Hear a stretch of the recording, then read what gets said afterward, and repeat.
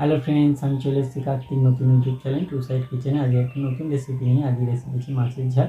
সেটা বানাতে কী কী উপকরণ লাগে আসুন দেখাই। তার আগে একটা কথা বলে দিই, আমার চ্যানেলে যেসব ভিডিও ছাড়া আছে আপনাদের যদি ভালো লেগে থাকে লাইক কমেন্ট শেয়ার করবেন, বেশি বেশি করে শেয়ার করবেন। আপনি যদি আমার চ্যানেল নতুন হয়ে থাকেন প্লিজ সাবস্ক্রাইব করে দেবেন, নিচে বেল নোটিফিকেশনটা অল করে দেবেন যাতে আমার ভিডিও আপনাদের কাছে আগে পৌঁছে। তাহলে চলুন মাছের ঝাল রেসিপিটা বানাতে কী কী উপকরণ লাগে আসুন দেখাই।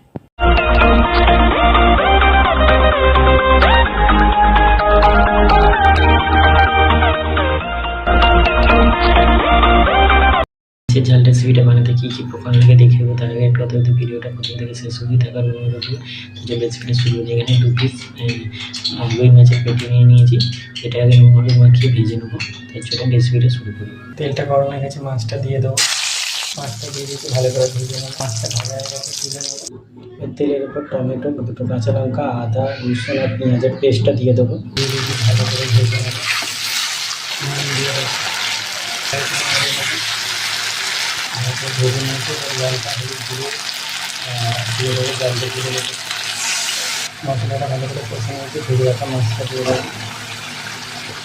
মাছটা দিয়ে দিয়েছি, ভালো করে ফুটিয়ে নামিয়ে নেবো। হয়ে গেছে আমার মাছের ঝাল রেসিপিটা, নামিয়ে নেবো। দেখুন আমার মাছের ঝাল রেসিপিটা হয়ে গেছে।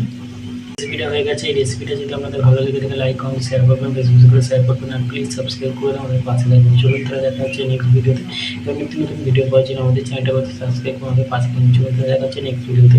মাছের ঝালে একবার রেসিপিটা এইভাবে বানিয়ে খাবেন, অবশ্যই খুবই ভালো লাগে। চলুন তারা দেখা হচ্ছে নেক্সট ভিডিওতে।